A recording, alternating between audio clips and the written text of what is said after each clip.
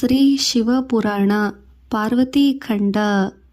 ತನ್ನ ಸುತ್ತ ಪರಿವೇಷ್ಟಿತರಾದ ಮಹಾಮುನಿಗಳ ಸಮೂಹವನ್ನು ದಯಾಪೂರಿತ ದೃಷ್ಟಿಯಿಂದ ವೀಕ್ಷಿಸುತ್ತಾ ಶ್ರೀ ಮಹಾಶಿವ ಪುರಾಣಾಂತರ್ಗತವಾದ ಶ್ರೇಷ್ಠವಾದ ಮೂರನೆಯ ಪಾರ್ವತಿ ಖಂಡ ಸಹಿತೆ ಸಮೂಹತೆಯಿಂದ ಪ್ರಾರಂಭಿಸಿದರು ಸೂತ ಮಹರ್ಷಿಗಳು.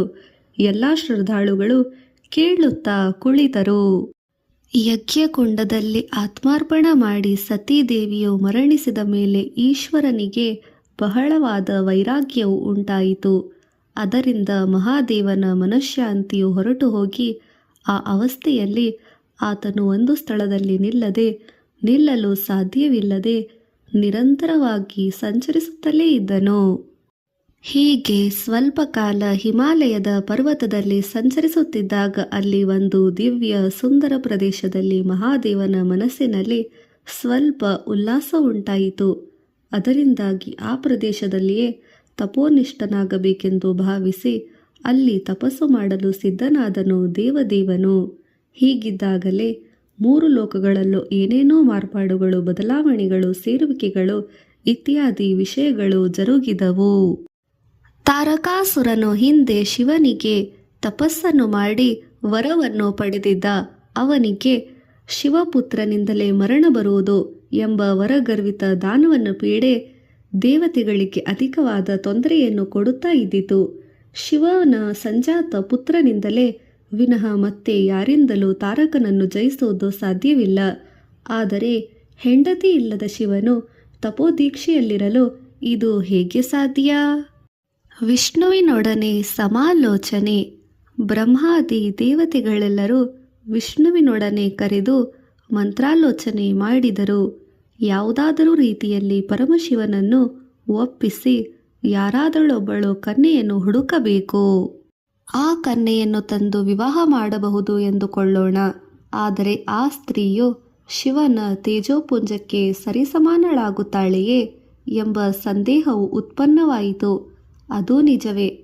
ಆದರೆ ಈಶ್ವರನು ಯಾವುದಾದರೂ ಕನ್ಯೆಯನ್ನು ವಿವಾಹವಾಗುತ್ತಾನೆಯೇ ಎನ್ನುವ ಸಂದೇಹವೂ ಉಂಟಾಯಿತು. ಶ್ರೀ ಮಹಾವಿಷ್ಣು ಎಲ್ಲರಿಗೂ ಧೈರ್ಯ ತುಂಬಿದನು. ಈಗಾಗಲೇ ಒಬ್ಬಳು ಮಹಾಶಿವನ ತೇಜಸ್ಸನ್ನು ಭರಿಸಲು ಶಕ್ತಿ ಇರುವ ಸಾಕ್ಷಾತ್ ಆದಿಶಕ್ತಿ ಸ್ವರೂಪಿಣಿಯು ಅಂಶದಿಂದ ಜನಿಸಿರುವಳು. ಆಕೆಯೇ ಹಿಮಪರ್ವತ ರಾಜನ ಮಗಳು ಎಂದು ಸಾಂಕೇತಿಕವಾಗಿ ಸೂಚಿಸಿದನು. ತಾರಕಾಸುರ ಸಂಹಾರ್ತವಾಗಿ ಎಷ್ಟೋ ದೇವತೆಗಳೆಲ್ಲರೂ ಆ ಪರ್ವತರಾಜನ ಪುತ್ರಿಯನ್ನು ಶಂಕರನಿಗೆ ಪತ್ನಿಯಾಗಿ ಮಾಡುವ ಪ್ರಯತ್ನಕ್ಕೆ ನಾಂದಿ ಹಾಡಿದರು. ಹಿಮವಂತ ಮೇನಕೆ. ಜಂಬೂ ದ್ವೀಪದಲ್ಲಿರುವ ದೊಡ್ಡ ಪರ್ವತಗಳಲ್ಲಿ ಅತ್ಯಂತ ದೊಡ್ಡದಾದ ಪರ್ವತವೆಂದರೆ ಹಿಮಪರ್ವತವು. ಅದು ನಿರಂತರವಾಗಿ ಮಂಜಿನಿಂದ ಕವಿದಿರುತ್ತದೆ. ಅದಕ್ಕಿಂತ ಶ್ರೇಷ್ಠವಾದ ಸುಂದರವಾದ ಮತ್ತೊಂದು ಪರ್ವತವು ಈ ಭೂಪ್ರದೇಶದಲ್ಲೇ ಇಲ್ಲ. ಗಂಗೆಯಂತೆ ಇರುವ ಪುಣ್ಯ ನದಿಗಳ ಉಗಮ ಸ್ಥಾನವೇ ಈ ಪರ್ವತ. ಇಲ್ಲಿರುವ ಗುಹೆಗಳಲ್ಲಿ ಎಷ್ಟೋ ಮಂದಿ ಪ್ರಸಿದ್ಧ ಮುನೀಶ್ವರರು ತಪಸ್ಸು ಮಾಡುತ್ತಾ ಇರುವರು. ಯಕ್ಷ, ಕಿನ್ನರ, ಕಿಂಪುರುಷಾದಿ ದೇವತಾಗಣಗಳು ಈ ಹಿಮದಿಂದ ಆವೃತವಾದ ಶಿಖರಗಳನ್ನು ಸಂದರ್ಶಿಸಿ ಸುತ್ತುತ್ತಿರುತ್ತಾರೆ. ಪಿತೃದೇವತೆಗಳ ಮಾನಸ ಸುಪುತ್ರಿ ಮೇನಕಾದೇವಿ. ಈಕೆಯು ದೇವಲೋಕದ ನಾಟ್ಯ ಸುಂದರಿ ಮೇನಕೆಯಲ್ಲವೆಂದು ಗಮನಿಸಬೇಕು. ಈಕೆ ಹಿಮವಂತನ ಧರ್ಮಪತ್ನಿ. ಹಿಮವಂತನು ಪೂರ್ವ ಮತ್ತು ಪಶ್ಚಿಮ ಸಮುದ್ರಗಳನ್ನು ವಶಪಡಿಸಿಕೊಂಡಿದ್ದನು. ಸಕಲ ಸದ್ಗುಣಗಳನ್ನು ಹೊಂದಿ ಆ ಸದ್ಗುಣಗಳಿಗೆ ತಕ್ಕಂತೆ ಗಾಂಭೀರ್ಯತೆಯನ್ನು ಹೊಂದಿ ಅನೇಕ ಮಂದಿ ದೇವತೆಗಳ ಮಿತ್ರನಾಗಿದ್ದನು. ಅನಂತ ವೈಭವದಿಂದ ಅನ್ಯೋನ್ಯಾನುರಾಗದಿಂದ ಸಲಕ್ಷಣ ವಿಭೂಷಿತಳಾದ ಮೇನಕೆಯು ಹಿಮವಂತನಿಗೆ ತಕ್ಕ ಧರ್ಮಪತ್ನಿಯಾಗಿ ಮೆರೆಯುತ್ತಿದ್ದಳು.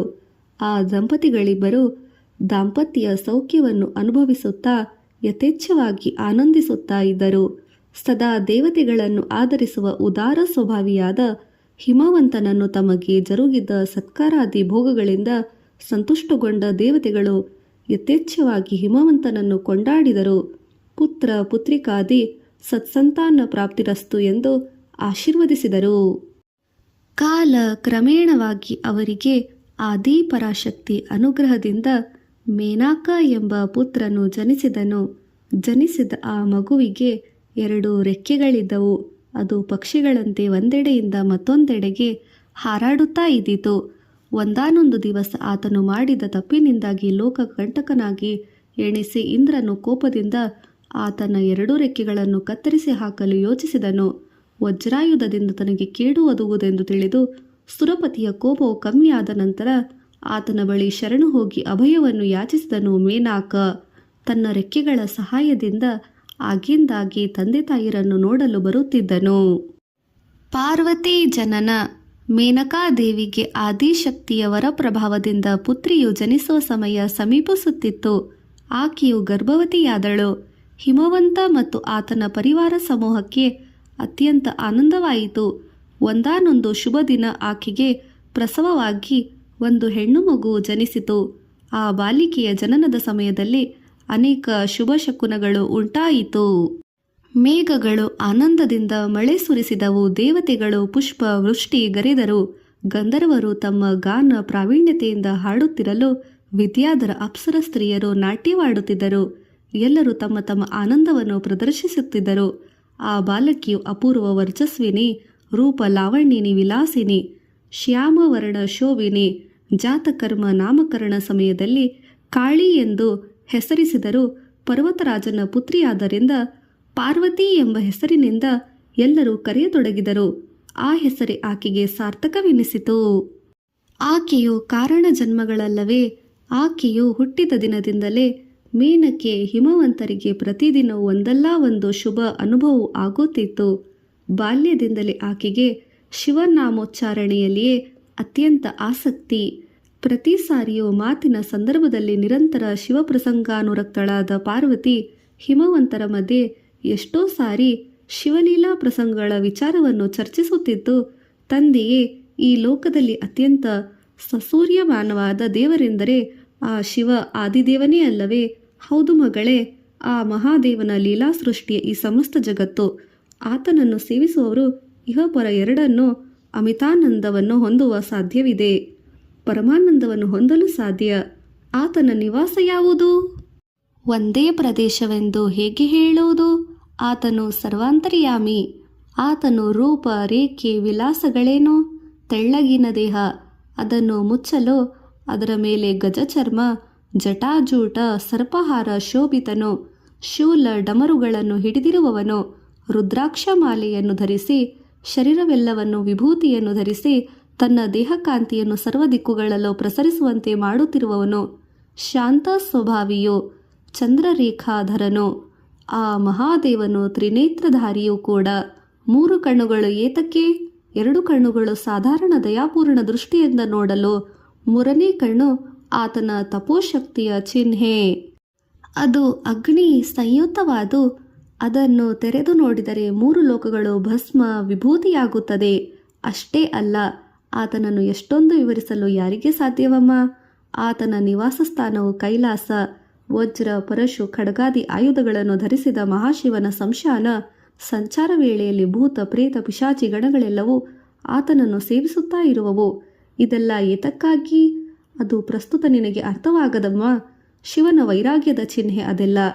ಆದರೂ ಸದಾ ಸರ್ವ ಸನ್ಮಂಗಳಕಾರನು, ಮಂಗಳ ಸ್ವರೂಪ ಆ ಶಿವಮೂರ್ತಿ. ಈ ಪ್ರಕಾರವಾಗಿ ಹಲವು ಸಾರಿ ಶಿವ ಸಂಬಂಧಾತ್ಮಕ ಮಾತುಗಳು ಆ ತಂದೆ ಮಗಳ ಮಧ್ಯೆ ಜರುಗುತ್ತಲೇ ಇತ್ತು. ಪಾರ್ವತಿಯ ಹೃದಯದಲ್ಲಿ ಶಿವ ಸ್ವರೂಪವು ಮುದ್ರಿತವಾಗಿ ಹೋಗಿತ್ತು. ಇತರರ ಬೋಧನೆ ಅವಶ್ಯಕತೆಯೇ ಇಲ್ಲದೆ ವಿವಿಧ ರೀತಿಯಲ್ಲಿ ಆಕೆಯ ಮನಸ್ಸು ಶಿವ ಸಾನ್ನಿಧ್ಯ ಸೇರಲು ಪ್ರಾರಂಭವಾಯಿತು. ಕ್ರಮವಾಗಿ ಆಕೆಯ ವಯಸ್ಸಿಗೆ ಬಂದಂತೆಲ್ಲ ತ್ರಿಜಗನ್ಮೋಹನಾಕೃತಿ ಮೆರಗಿತು. ವಯಸ್ಸಿಗೆ ಅನುಗುಣವಾಗಿ ಆಕೆಯ ತನೋವಿಲಾಸವು ಶತಾಧಿಕವಾಯಿತು. ನಾರದರ ಭವಿಷ್ಯ. ಹೀಗೆ ಇರಲಾಗಿ ನಾರದರು ಹಿಮವಂತನ ನಗರಕ್ಕೆ ಆಗಮಿಸಿದರು. ನಾರದ ಮುನೀಂದ್ರರಿಗೆ ಯಥೋಚಿತ ಸತ್ಕಾರವನ್ನು ನೀಡಿ, ಅನಂತರ ಮಹಾನುಭಾವ, ನಮ್ಮ ಪಾರ್ವತಿಯ ಭವಿಷ್ಯವನ್ನು ತ್ರಿಲೋಕ ಸಂಚಾರಿಯು ತ್ರಿಕಾಲ ವೈದ್ಯರು ಆದ ತಮ್ಮ ಮುಖದಿಂದ ಕೇಳಬೇಕೆಂದು ನನ್ನ ವಿನಃ ಎಂದು ವಿನಂತಿ ತಿಳಿಯಿರಿ ಎಂದು ಕೈಮುಗಿದು ಕೇಳಿಕೊಂಡರು. ಅದಕ್ಕೆ ಕಾರಣವು ಇಲ್ಲದಿಲ್ಲ. ಲೋಕರೀತಿಯಾಗಿ ಬಾಲ್ಯದಲ್ಲಿ ಎಷ್ಟೋ ಸಂತೋಷದಾಯಕವಾಗಿದ್ದರೂ ಹೆಣ್ಣು ಮಕ್ಕಳು ಪ್ರಾಪ್ತ ವಯಸ್ಕರಾದಾಗ ಮದುವೆ ಮಾಡಿ ಅತ್ತೆ ಮನೆಗೆ ಕಳುಹಿಸಿಕೊಡುವಾಗ ಬೇಸರವಾಗುತ್ತದೆ. ಆ ಮಗುವಿನ ತಂದೆ ತಾಯಿಯರಿಗೆ ಮಾತ್ರವಲ್ಲ, ಅದು ಆ ಮಗುವಿಗೂ ಕೂಡ ಇದು ಸಹಜ. ಪಾರ್ವತಿಯನ್ನು ಅಪಾದಮಸ್ತಕ ನೋಡಿ ಆ ಮುನೀಂದ್ರನು ಸ್ವಲ್ಪ ಮಂದಹಾಸಯುಕ್ತನಾಗಿ ಆ ಪ್ರಯತ್ನವಾಗಿ ತನ್ನ ಹಸ್ತಗಳನ್ನು ಜೋಡಿಸಿದಾಗ ಪರ್ವತೇಂದ್ರಿಯನು ಆಶ್ಚರ್ಯಚಕಿತನಾದನು. ಹಿಮವಂತ ರಾಜನು, ನೀನು ಮಹಾ ಅದೃಷ್ಟವಂತನು ಎಂದನು. ಆಶ್ಚರ್ಯದಿಂದ ನೋಡುತ್ತಿದ್ದ ಪರ್ವತರಾಜನ ಭುಜವನ್ನು ತಟ್ಟಿ, ಹೌದಯ್ಯ, ಈಕೆ ಸಾಮಾನ್ಯಳಲ್ಲ, ಸಮಸ್ತ ದೇವತಾರಾಧಿಯ ಆ ಸದಾಶಿವನ ಪತ್ನಿಯಾಗುವಳು. ನೀನು ಕೃತಾರ್ಥನಾದೆ ಎಂದು ಪುನಃ ಹೇಳಿದನು. ದೇವರ್ಷಿ ನಾರದರು ಹೇಳಿದ ಮಾತುಗಳು ಎಂದೂ ಸುಳ್ಳೆಂದು ಯಾವತ್ತೂ ಜರುಗುವುದಿಲ್ಲ, ಸುಳ್ಳೆಂದು ಆಗುವುದೇ ಇಲ್ಲ. ಅದು ಸದಾ ಸತ್ಯ, ಅದು ದೇವರ ರಹಸ್ಯವು. ಶಿವನೇ, ಆತನು ನಿತ್ಯ ತಪೋನಿಧಿ ಅಲ್ಲದೆ ಪರಮತತ್ವ. ಆತನು ಈ ಪ್ರಾಪಂಚಿಕ ಸುಖವನ್ನು ಆಶಿಸುವನೇ? ಸ್ವಲ್ಪ ಕಾಲ ದಾಕ್ಷಾಯಿಣಿಯೊಡನೆ ಸಂಸಾರ ಮಾಡಿದವನೇ? ಆಕೆಯ ನಿರ್ಣಯಾನಂತರ ಕಠೋರ ತಪಸ್ಸು ಮಾಡಲು ಹೋದವನು ಹೇಗೆ ಕಲ್ಯಾಣ ವೇದಿಕೆಗೆ ಚಿಂತನೆಯನ್ನು ಮಾಡುವನೋ? ಅದು ಹಿಮವಂತನ ಮನಸ್ಸಿನಲ್ಲಿ ಉದ್ಭವಿಸಿದ ಪ್ರಶ್ನೆಗಳು.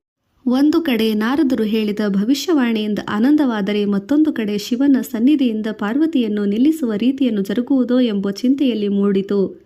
ನಾರದರು ಹಿಮವಂತನಿಗೆ ಬೀಳ್ಕೊಟ್ಟು ಹೊರಟು ಹೋದನು.